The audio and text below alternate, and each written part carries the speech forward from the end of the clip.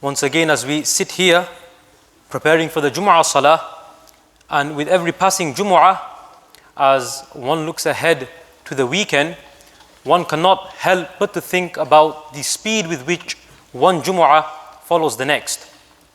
Very quickly, the days turn into weeks, and the weeks into months, and the months turn into years, and these years gradually grow into decades. And before long, one's entire life passes before them. And this contraction and shrinking of time is actually foretold in a hadith by Rasulullah sallallahu ta'ala alayhi wa sallam. Rasulullah sallallahu alayhi wa sallam, he mentions in a hadith that لا تقوم الساعة حتى يتقارب الزمان, that the final hour shall not take place until time shrinks. فتكون السنة كالشهر والشهر كالجمعة, and a year will become like a month, and a month will become like a week. وَالْجُمُعَةُ كَالْيَوْمِ وَيَكُونُ الْيَوْمُ كَالسَّاعَةِ, and a week will become like a day, and a day will become and feel like an hour. And وَتَكُونُ السَّاعَةُ كَالضَّرْمَةِ بِالنَّارِ, and an hour will feel like, or will become like the flare of a fire. And the ulama discuss whether this shrinking of time is meant literally, or whether this is a reference to lack of barakah in time, whereby time will increasingly be used for useless and futile activities. And in any case, we have a reference to this in our own age. If we take a look at the way traveling has developed over the ages, previously the various modes of conveyance, like the camel, one, if they wished to travel large distances, then this was a journey of many days or even weeks or months. But now, in a few short hours, with modern modes of transport, we can cover the same distances in a shorter period of time. Similarly, when it comes to communication, letters and messengers would go between people, and the correspondences would take a good amount of time historically. But now, with a few clicks of a button, one can engage in the same correspondence in a few short minutes. So, in one sense, the means to conserve time has increased significantly. But then the question remains as to what is being done with the time saved. And when we turn to the Quran and Sunnah, we find that there is a great urgency to respect time and to utilize time properly.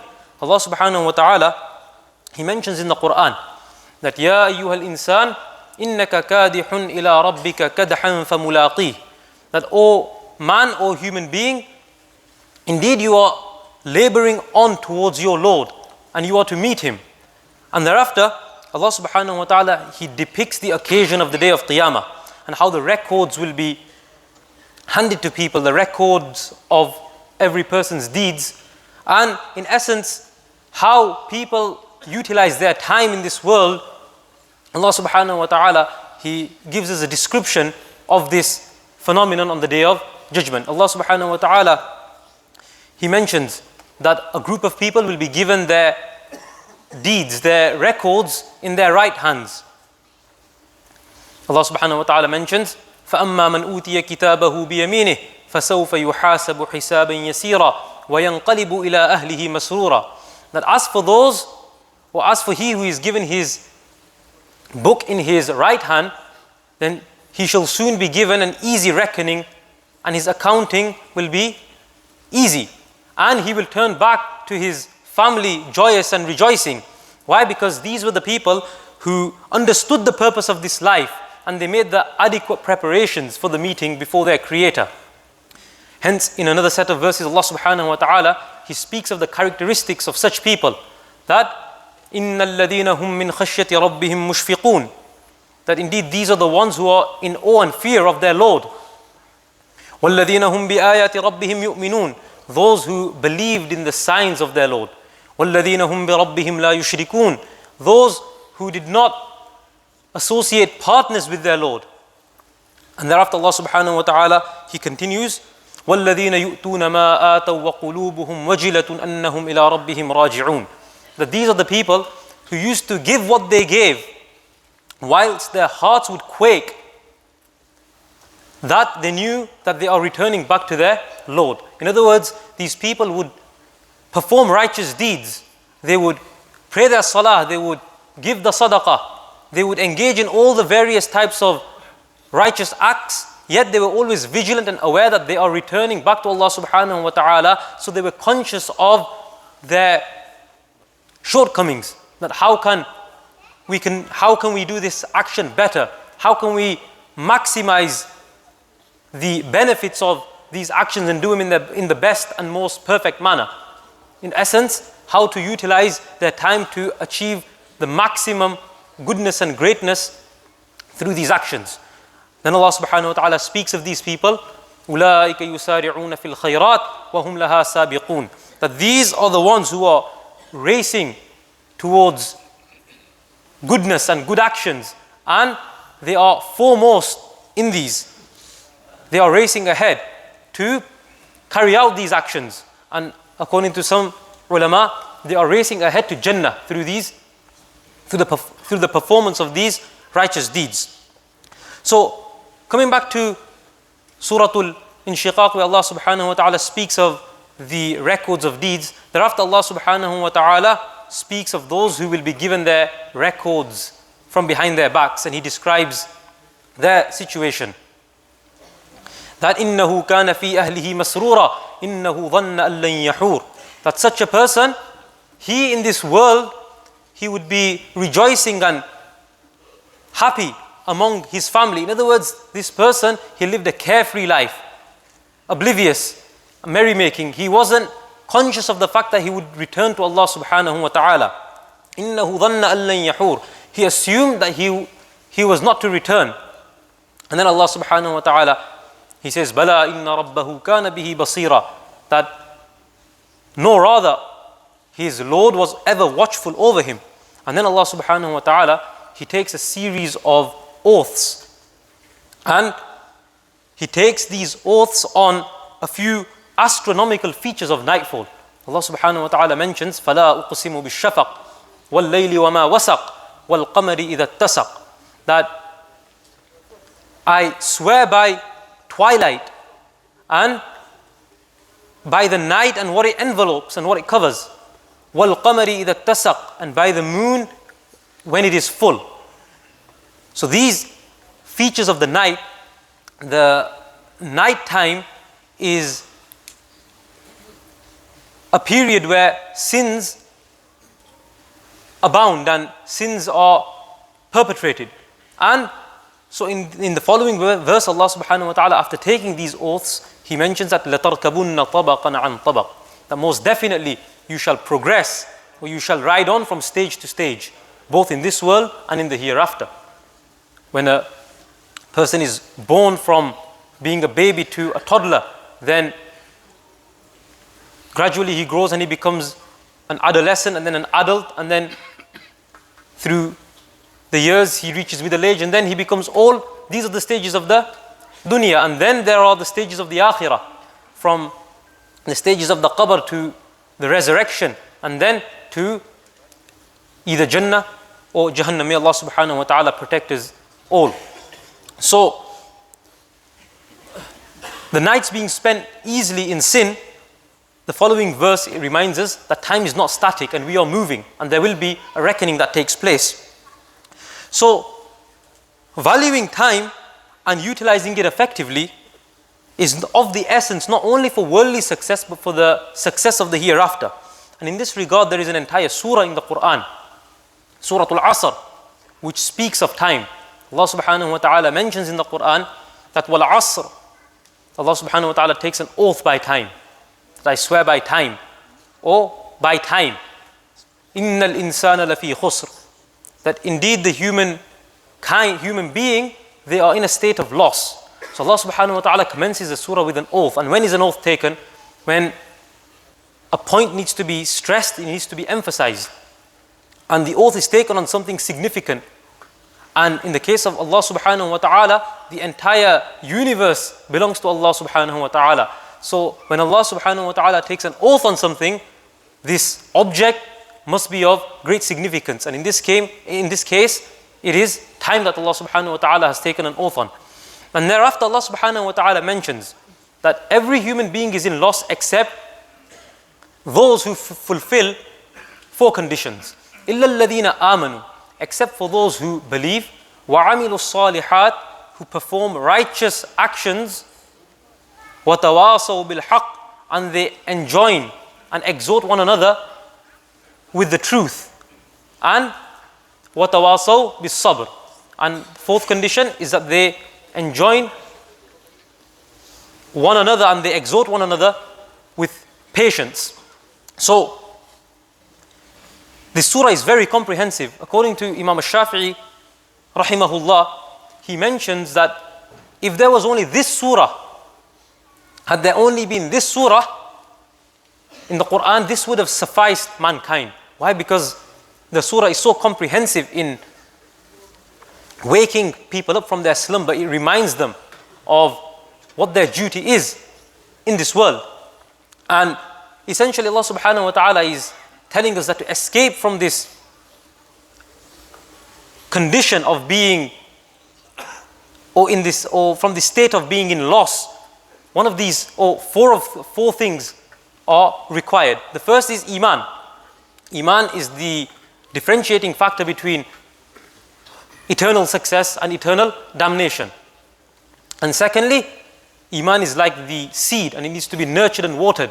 And this is done with a'mal, wa'amilu salihat, those who perform righteous deeds. This is why in a hadith the Prophet sallallahu ta'ala alayhi wa sallam, he exhorts us to hasten in doing good actions. He mentions badiru bil a'mali sab'an, that hasten in doing good deeds before 7 things. And then he mentions hal tantadiruna illa faqran munsiyan, are you awaiting such poverty that will make you unmindful? Aw ghinan mutghiyan, or such prosperity and affluence that will make you rebellious, or a corrupting level of prosperity. When a person is in a state of abject poverty and need, this can make him unmindful of Allah subhanahu wa ta'ala. And on the other hand, when he has an abundance, he can be distracted also. And thereafter he mentions aw maradan mufsidan, or are you awaiting such an illness which is impairing, or aw haraman mufnidan, or such old age which is debilitating, where one loses his capacities. Aw mawtan mujhizan, or are you waiting for sudden death where there is no time for any preparation? Aw ad-dajjal fa sharru ghaibin yuntadhar, or is it that you are waiting for the Dajjal, the Antichrist, and Dajjal is the worst thing to be awaited for? Aw as-sa'ah fas-sa'atu adha wa amar, or are you waiting for the final hour, because the final hour is even more devastating and more bitter? In other words, all of these things, a person should hasten before any of these things afflict a person. Why? Because in the period of fitna, when there are many trials and tribulations, it becomes much more difficult to perform good deeds. Whereas beforehand, when one stocks up, his heart is illuminated and he's able to see and discern things when such periods of trial and tribulation overcome him. Thereafter Allah subhanahu wa ta'ala, he mentions وَتَوَاصَوْا بِالْحَقِّ, 3rd condition, those who exhort one another towards truth. In this worldly life, it's very easy to mistake the truth and set up false illusions in the place of truth. For some people, they make their sole focus and goal their careers. For some, it's sports. And there's so many false idols we can set up. But to come to the truth and to enjoin and exhort one another towards truth, this is the 3rd condition Surah Al-Asr is telling us. And وَتَوَاصَوْا بِالصَّبْرِ, who enjoin and exhort patience. Why? Because once we know the path to Allah subhanahu wa ta'ala, this will require some hardship and efforts and striving to reach the final destination in the akhirah. So when there is an entire surah reinforcing the value of time, the next question we ask is, what is to be done to maximize productivity and to effectively utilize our time? And again, in this regard, there is ample guidance in the Quran and Hadith. In Islam, productivity can be measured both in quantity and quality. How much of something we do and how well we do it, both of these are considered in Islam. In a hadith, a famous hadith of Rasulullah sallallahu ta'ala alayhi wa sallam, he tells us that إِنَّمَا الْأَعْمَالُ بِالنِّيَّاتِ وَإِنَّمَا لِكُلِّ امْرِئٍ مَّا نَوَى. This is the hadith of niyyah, that all actions are according to their intentions, and for every person is that which he intends. In other words, by monitoring one's intentions, a single action and a single deed, it can be magnified in its value.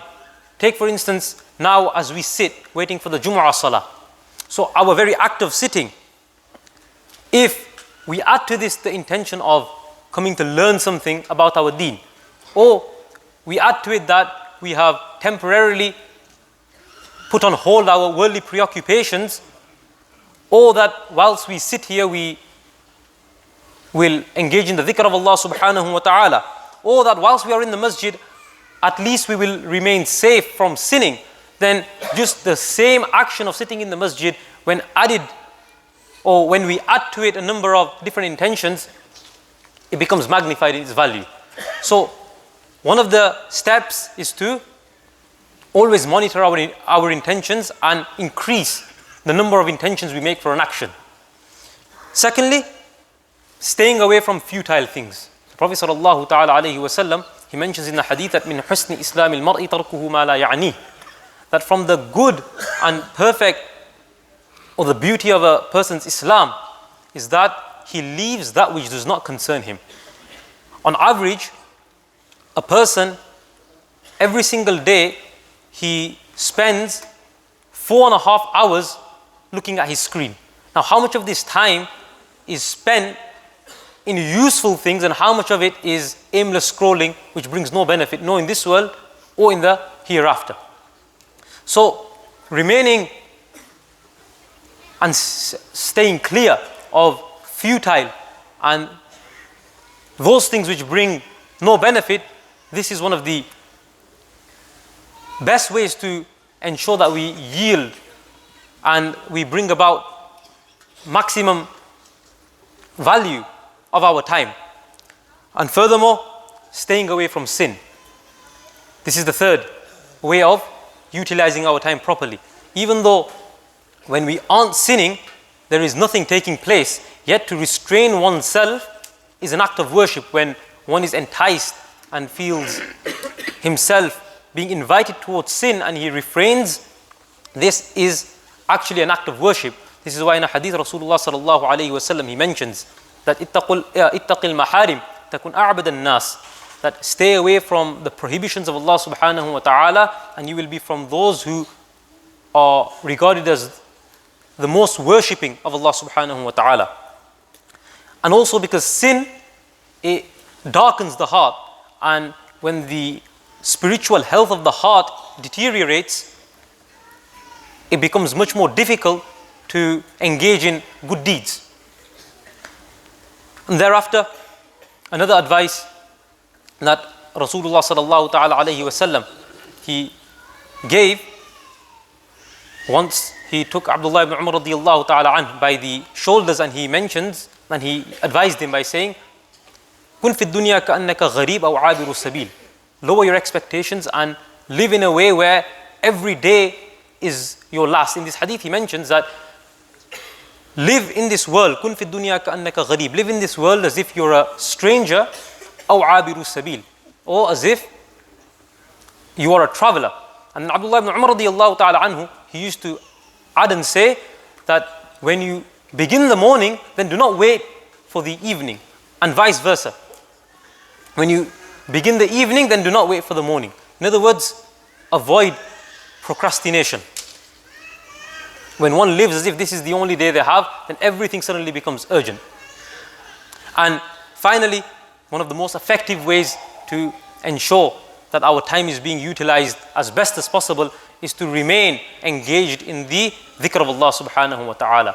The dhikr of Allah subhanahu wa ta'ala is very easy on the tongue, but it holds great value and rewards in the sight of Allah subhanahu wa ta'ala. This is why when a Sahabi radiyallahu ta'ala anh, he came to the Prophet sallallahu alayhi wasallam and he asked him for advice. He asked, saying that there are many different practices in Islam, so and they have become too many for me. He was referring to the nawafil actions, the actions that are nafil. And he asked the Prophet sallallahu ta'ala alayhi wasallam that, give me something which I can cling on to, something comprehensive. And the Prophet sallallahu ta'ala alayhi wasallam, he advises him by saying, La yazalu lisanuka ratban bi dhikrillah, that your tongue should remain moist with the remembrance of Allah subhanahu wa ta'ala. So we ask Allah subhanahu wa ta'ala that He allows us to properly value our time and to make the adequate preparations for the hereafter. And we ask Allah subhanahu wa ta'ala to grant us an abundance of goodness in this world and in the hereafter. Wa akhiru da'wana alhamdulillahi rabbil alameen.